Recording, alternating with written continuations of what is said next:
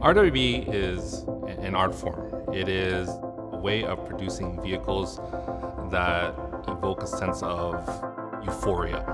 First time I've heard of an RWB was a colleague of mine. He said, we have to get an RWB out to the show. Everybody's gonna be excited to see one.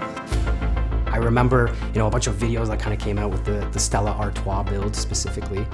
I've never seen it before, and it was just like putting me right into the passenger seat, into this world of wild Porsches and racing. It was fresh and new, it kind of came on the scene and just disrupted the entire tuning scene.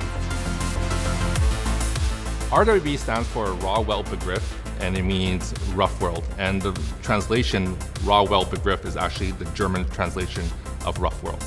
And it started out as a race shop where people would prepare their cars for racing events around Japan.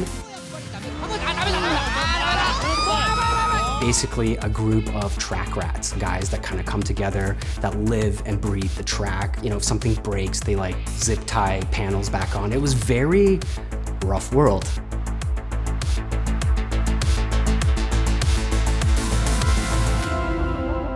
RWB really is about one person, and that's Nakai-san.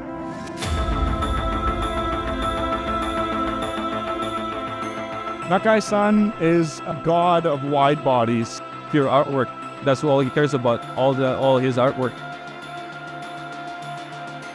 What Nakai-san is doing with RWBs is next level stuff. He is a builder of these wide body Porsches. When you first see them, you're taken aback by it, and they're just beautiful creations. And Nakai is the person who comes in and builds these Porsches individually. They're bespoke vehicles tailored exactly for each owner who decides to build them. I can think of a lot of other brands out there, and there's a lot of really cool brands that have built really nice cars, but nothing that's really attached to, say, one person that is out there hand building these vehicles into something very unique.